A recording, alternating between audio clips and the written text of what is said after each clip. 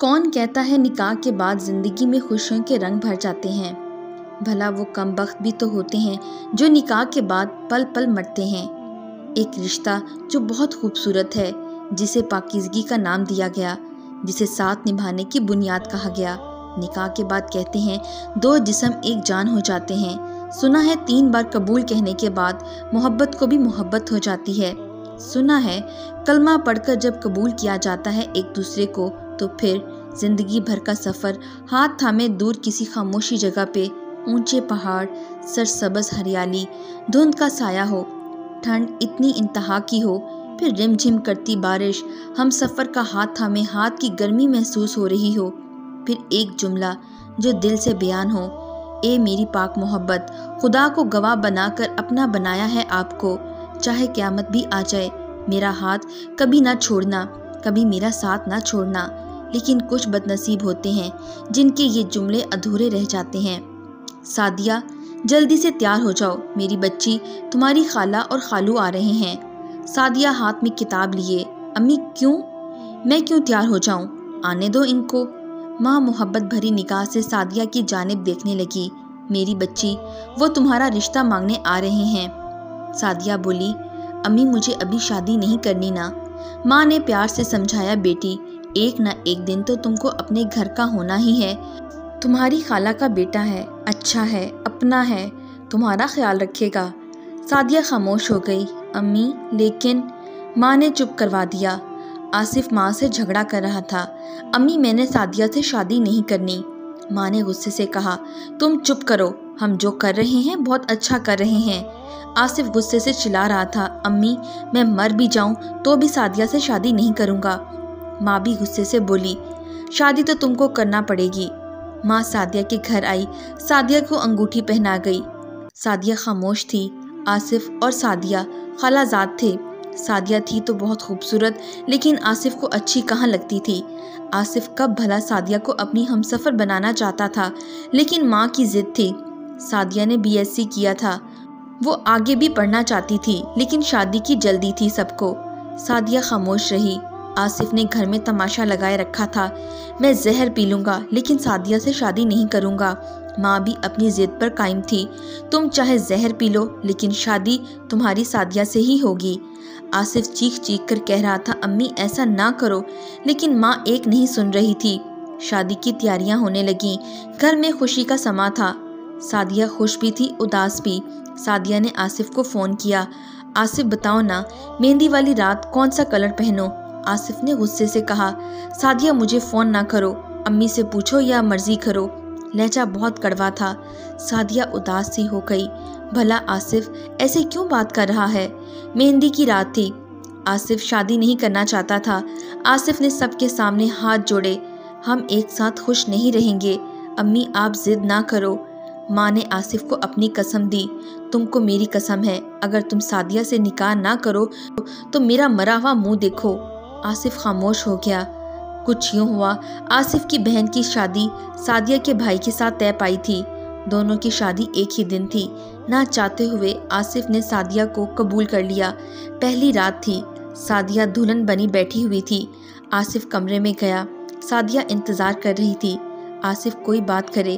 آصف قالین پر لیٹ کر سو گیا۔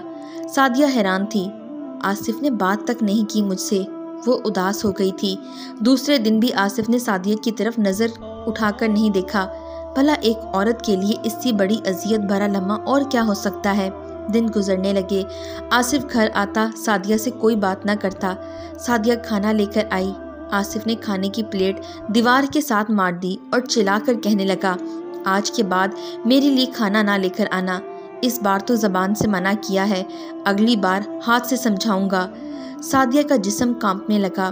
آصف کی ماں پاس آئی، آصف یہ کیا طریقہ ہے بات کرنے کا، تم کو شرم نہیں آتی کیا؟ آصف خاموش رہا۔ ماں میرا منہ بند ہے، بند ہی رہنے دیں۔ سعدیہ نے پوچھا، خالہ جب سے نکاح ہوا ہے آصف نے مجھ سے ایک بار بھی پیار بھری بات نہیں کی، میں نے کیا گناہ کیا ہے؟ ماں بولی، میری بچی تو پریشان نہ ہو، سدھر جائے گا۔ شادی کو 1 سال گزر گیا، ایک ساتھ رہتے ہوئے وہ دونوں ایک دوسرے کے لیے اجنبی تھے۔ سعدیہ ایک دن پاس گئی، آصف میں نے کیا کیا ہے، کیوں ایسا کر رہے ہو؟ آصف غصے سے بولا، تم کو کتنی بار بھونک چکا ہوں، مجھ سے بات نہ کیا کر۔ سعدیہ روتے ہوئے بولی، آصف 1 سال گزر گیا ہے یہ تلخی برداشت کرتے ہوئے، اگر ایک ساتھ نہیں رہنا تو طلاق دے دو۔ آصف غصے سے بولا، طلاق دے دیتا، طلاق بھی اگر بہن کے گھر کی پرواہ نہ ہوتی۔ سعدیہ کچھ کہنے لگی، آصف نے سعدیہ کے منہ پر تھپڑ مار دیا، دفع ہو جاؤ اب میرے سامنے سے۔ سعدیہ آنسو بہانے لگی، اپنی قسمت پر رونے لگی، یہ کیا ہو گیا میرے ساتھ۔ آصف چھوٹی چھوٹی بات پر تماشا کرتا، جتنا اس سے ہو سکتا تھا وہ سعدیہ کو ذلیل کرتا، سعدیہ کو مارتا پیٹتا صرف اس لیے کہ ماں کو اذیت دے۔ ماں نے کیوں زبردستی کی؟ ماں بیٹے کی ضد میں ایک معصوم فنا ہو گئی تھی، وہ پھوٹ پھوٹ کر روتی، خالہ کیوں کیا میرے ساتھ ایسا؟ لیکن کوئی جواب نہ ہوتا خالہ کے پاس۔ پھر آصف کی ماں بھی دنیا سے چل بسی، سعدیہ خاموش ہو گئی تھی، کسی سے کچھ نہ کہتی۔ ماں باپ کہتے، بیٹی چھوڑ دو اس بغیرت کو، طلاق لے لو اور آ جاؤ گھر، لیکن سعدیہ مڑ کر واپس دیکھتی، امی میرے 9 سال برباد ہوئے ہیں آصف کے ساتھ، میں 9 سال سے جہنم میں جی رہی ہوں، اب آپ لوگوں کو یاد آئی میری، اب کیا کروں گی طلاق لے کر؟ سعدیہ نے قسمت کے سامنے سر جھکا لیا، وہ گھر کے سارے کام کرتی، تھک ہار جاتی۔ آصف آج بھی سعدیہ سے کوئی بات نہ کرتا تھا۔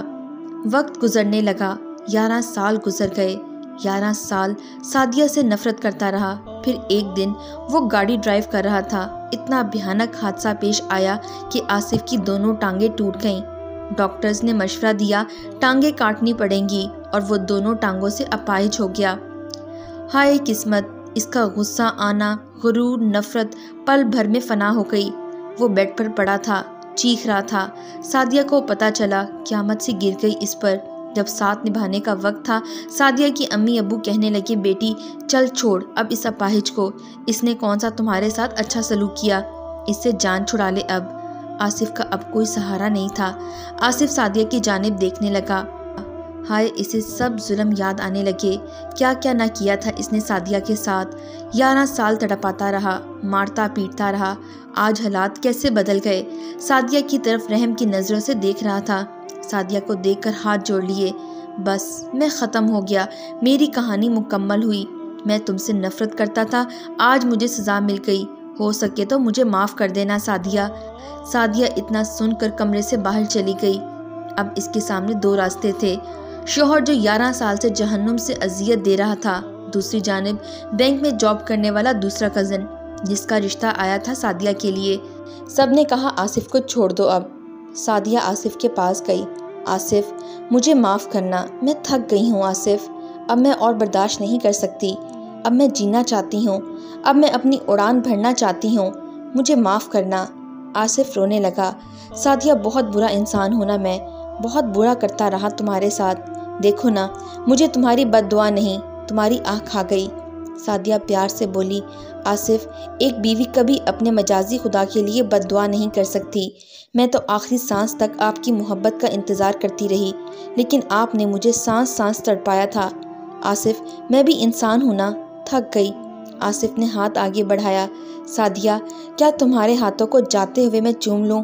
سعدیہ رونے لگی، آصف 11 سال میں خاک میں ہوئی، اور آج آصف نے سعدیہ کا ہاتھ تھاما، چوم کر آنکھوں سے لگایا، سعدیہ میں نے بہت اچھی ہمسفر کو کھو دیا، کاش میں نفرت چھوڑ کر محبت کو سجدہ کر لیتا۔ آصف رو رہا تھا، سب کمرے میں آئے، سعدیہ چلو سامان پیک ہو گیا ہے۔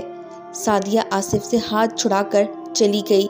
آصف چیخ چیخ کر رو رہا تھا، سعدیہ معاف کر دو سعدیہ، لیکن وہ اب آگے بڑھ چکی تھی۔ سعدیہ کا نکاح اس کے دوسرے کزن سے ہو رہا تھا۔